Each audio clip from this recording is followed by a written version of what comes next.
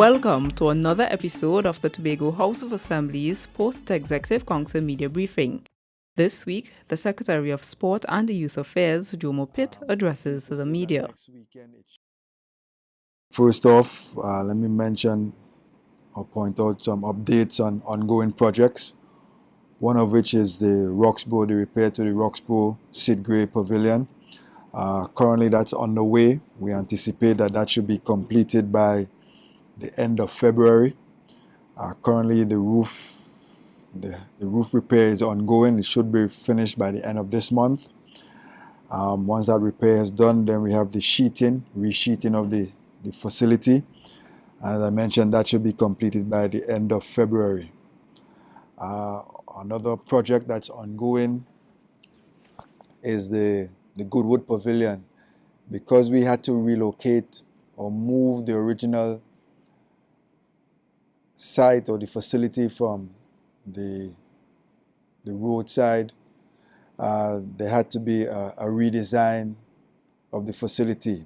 We anticipate that should be completed by within the middle of next month, February, after which we anticipate construction to start by the middle of March and completed by the end of September. So all things being equal, the facility should start in March and completed by the end of September, so Goodwood would have the long-awaited pavilion. Other things that are in train that should start within the next couple weeks would be the repairs to a few facilities with lights, which would be the Plymouth Field and hard courts, the Goodwood Field also. We anticipate that should start at the end of January and completed by the end of February, so it should take 1 month.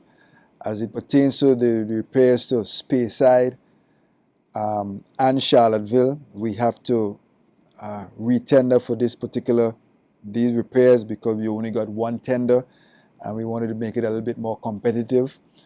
So we intend that to go out within the next week or two, but we still anticipate that all repairs should be completed by the end of February, early March, the latest.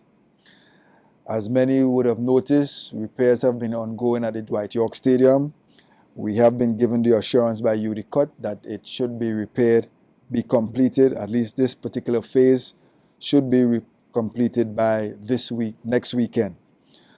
They have been targeting a date of January 14th, which we were told by the Track and Field Association that should be the first event at the facility.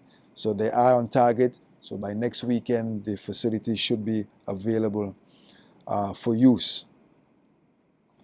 I also want to point out that next month, February 4th, is our 5th annual Sports Awards. So I anticipate people to be submitting their nominations if they haven't done so already. I think the window may still be open. I stand to be corrected, but we do have it on the 7th of February. I also want to commend on FCB for partnering us with this particular initiative.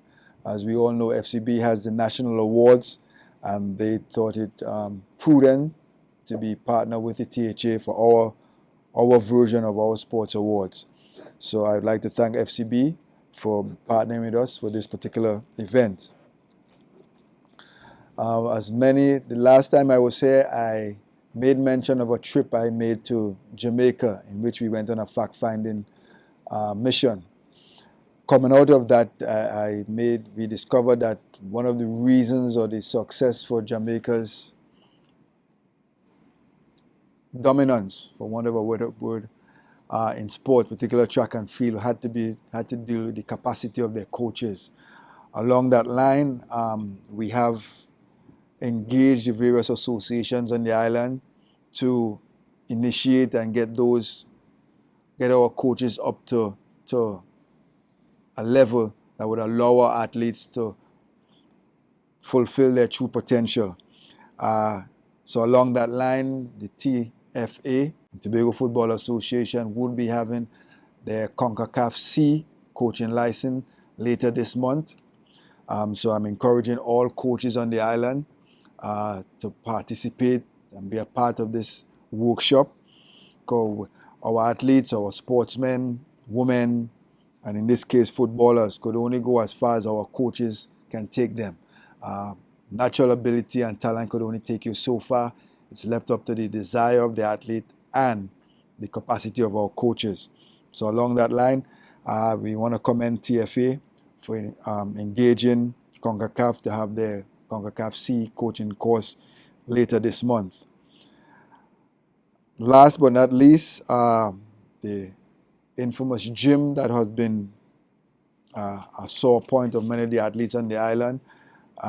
Pleased to say that next weekend it should be open. We currently would have a meeting, or we're scheduled to have a meeting with the Tobago Athletic Committee, who are primarily main users of the gym, to work out a schedule and the usage, who would actually have access to the gym.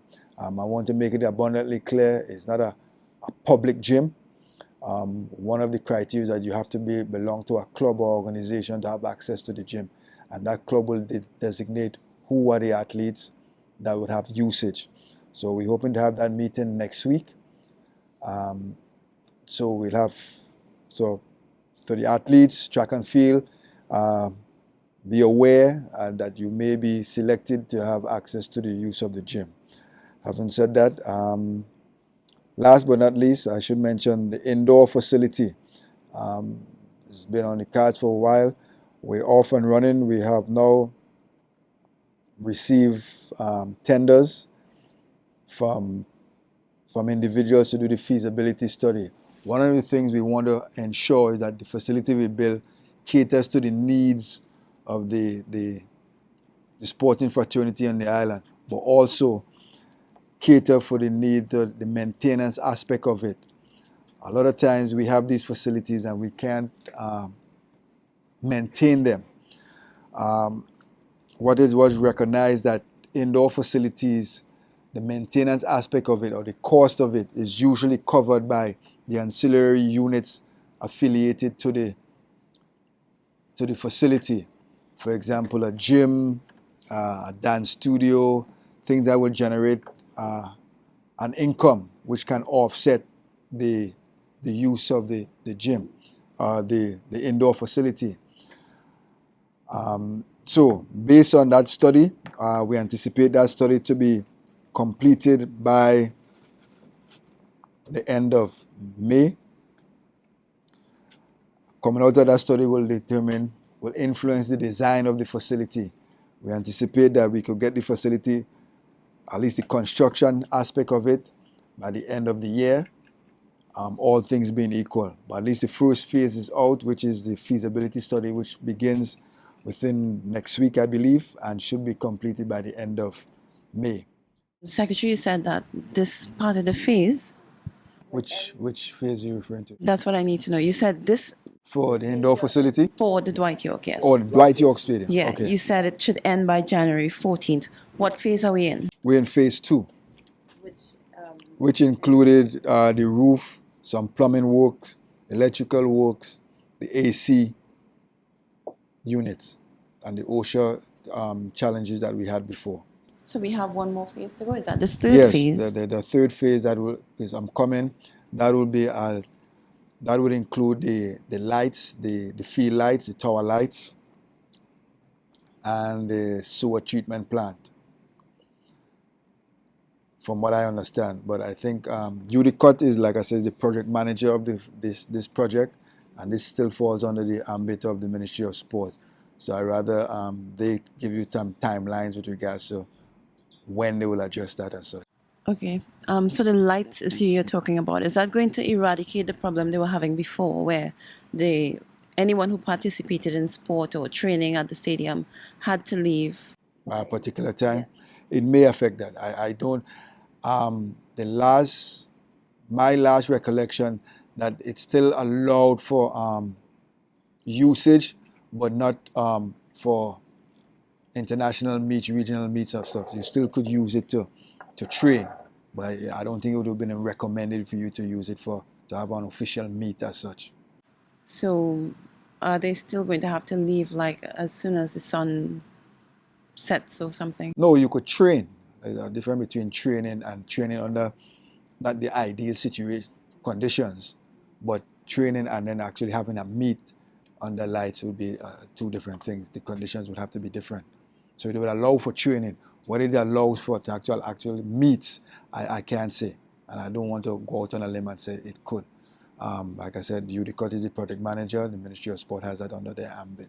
What I do know that the secondary school and primary school meets that have been held to ransom over the last 2-3 years, that would is now a thing of the past.